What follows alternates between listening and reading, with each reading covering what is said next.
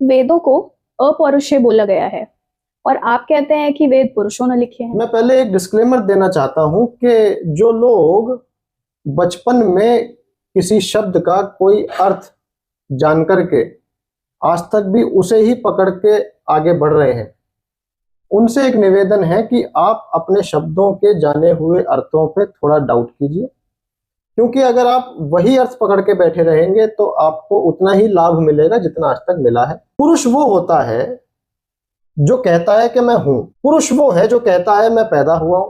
पुरुष वो होता है जो कहता है मैं मरूंगा। पुरुष वो है जो कह रहा है मैं दुखी हूं। पुरुष वो है जो कह रहा है मुझे कुछ चाहिए, मेरी कामना है, इच्छा है। अपुरुष वो है जो जान गया है कि वो नहीं है। अब यहां से सुनने में थोड़ा सा अजीब लगेगा लेकिन समझ में आएगा। जो कह रहा है कि वो नहीं है, जो जान गया है वो नहीं है, जो जान गया है कि कोई जन्मा नहीं है, जो जान गया है कि कोई मरेगा भी नहीं, जो जान गया है कि अज्ञान जनित कामना का कोई अर्थ नहीं। पुरुष वो जो अपनी व्यक्तिगत हस्ती मानता है, जगत अलग मैं अलग। अगर आप वाकई में भगवत्ता को समझ लेंगे तो वो अपुरुष की ही परिभाषा है। तो अब आप बिल्कुल ये भी कह सकते हो कि भगवान ने लिखे हैं, लेकिन वो भगवान वो नहीं जो आप काल्पनिक भगवान समझते हो, वो भगवान जो अपुरुष है। वेदों को अपौरुषेय बोला गया है और आप कहते हैं कि वेद पुरुषों ने लिखे हैं, तो ये विरोधाभास क्या है? देखिए, ये विरोधाभास नहीं है। मैं बिल्कुल कह रहा हूं कि वेद अपौरुषीय है, और मैं क्या कह रहा हूं, मेरे कहने से क्या ही फर्क पड़ जाएगा। हकीकत ये है कि वो अपौरुषीय है, और मैं ये भी कह रहा हूं कि वो मनुष्य ने लिखे। ये मेरी अपनी समझ है, लेकिन मैं पहले एक डिस्क्लेमर देना चाहता हूं कि जो लोग बचपन में किसी शब्द का कोई अर्थ जान करके आज तक भी उसे ही पकड़ के आगे बढ़ रहे हैं, उनसे एक निवेदन है कि आप अपने शब्दों के जाने हुए अर्थों पे थोड़ा डाउट कीजिए, क्योंकि अगर आप वही अर्थ पकड़ के बैठे रहेंगे तो आपको उतना ही लाभ मिलेगा जितना आज तक मिला है। स्थिति वैसे ही बनी रहेगी जैसी आज है।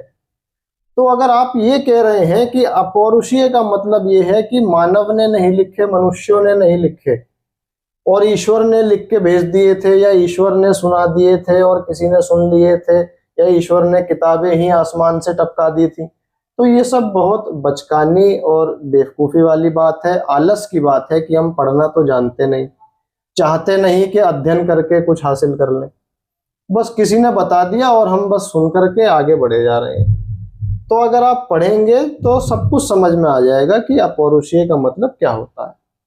अपौरुषीय अगर समझना है, अपुरुष समझना है, अपुरुष समझना है, तो सबसे पहले पुरुष को समझना होगा, क्योंकि पुरुष को समझ लिया तो अपुरुष उसका उल्टा हो जाएगा, विलोम हो जाएगा। तो सबसे पहले समझते हैं कि पुरुष कौन होता है ना। तो पुरुष वो होता है जो कहता है कि मैं हूं, मैं हूं। पुरुष वो है जो कहता है मैं पैदा हुआ हूं। पुरुष वो होता है जो कहता है मैं मरूंगा। पुरुष वो है जो कह रहा है मैं दुखी हूं। पुरुष वो है जो कह रहा है मुझे कुछ चाहिए, मेरी कामना है, इच्छा है। पुरुष वो है जो कहता है कि मैं मानता हूं, मैं कुछ मानता हूं। ये सब लक्षण होते हैं पुरुष के। आज भी अगर मैं आपसे कहूं कि किसी पुरुष को ढूंढ के लाइए, तो आप शायद ऐसे ही पुरुष को ढूंढ के लाओगे जो ये सब बातें कह रहा होगा। अब इसका उल्टा करते हैं जरा। अपुरुष कौन है? अपुरुष वो है जो जान गया है कि वो नहीं है। अब यहां से सुनने में थोड़ा सा अजीब लगेगा लेकिन समझ में आएगा। जो कह रहा है कि वो नहीं है, जो जान गया है वो नहीं है, जो जान गया है कि कोई जन्मा नहीं है, जो जान गया है कि कोई मरेगा भी नहीं, जो जान गया है कि अज्ञान जनित कामना का कोई अर्थ नहीं, जो जान गया है कि मान्यताएं किसी काम की नहीं होती, जो जान गया है कि ये तमाम नियम कायदे जो बताए जा रहे हैं ये किसी मतलब के नहीं, वो अपुरुष। समझ रहे हो?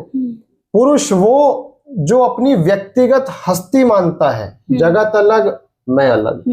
अपुरुष वो जो कहता है जगत और मैं एक ही है। जगत के कुछ कणों में लहर आ जाने मात्र से मुझे अपने होने का आभास मात्र हो रहा है, वो अपुरुष। पुरुष वो जो कह रहा है मुझे इस जग को भोगना है, अपुरुष वो जो कह रहा है कि मैं इस जगत का ही हिस्सा हूं, इसमें खेलना है। तो अपुरुष वो। पुरुष वो जिसका मन विषैला है, अपुरुष वो जिसका मन निर्मल है, सारी मान्यताओं से, सारे अंधविश्वास पाखंडों से ऊपर। तो जब हम कह रहे हैं कि अपुरुषीय है, तो अपौरुषीय मतलब अपुरुष ने लिखे हैं, अपुरुष ने लिखे हैं, हमारे जैसे पुरुषों ने नहीं लिखे हैं, किसी ऊंचे ने लिखे हैं, जो इन सब भावों से ऊपर उठ चुका है, बहुत ऊपर, बहुत ऊपर। तो जब आपको ये कहा जा रहा है कि वेद अपौरुषीय हैं, तो आपको एक तरीके का विश्वास नहीं कर लेना है कि अपौरुषीय मतलब ईश्वर ने, और ऐसा ही तो फिर और जगह भी चलता है कि जो कुरान है वो अल्लाह की वाणी है, किसी के माध्यम से आई, रसूल के, पैगंबर के, word of God, word of God. यहां पर भी अगर आप ढंग से समझेंगे भगवान की वाणी है, तो फिर आप समझ जाएंगे कि भगवत्ता का भी वही अर्थ है जो अपुरुष का है। ये मैंने सोच के नहीं बोला, लेकिन अपने आप कनेक्ट हो गया। अगर आप वाकई में भगवत्ता को समझ लेंगे तो वो अपुरुष की ही परिभाषा है। तो अब आप बिल्कुल ये भी कह सकते हो कि भगवान ने लिखे हैं, लेकिन वो भगवान वो नहीं जो आप काल्पनिक भगवान समझते हो, वो भगवान जो अपुरुष है, जो अपुरुष है। तो अगर हम वाकई में इसका अर्थ समझेंगे तो समझ जाएंगे कि अपौरुषीय कैसे हैं।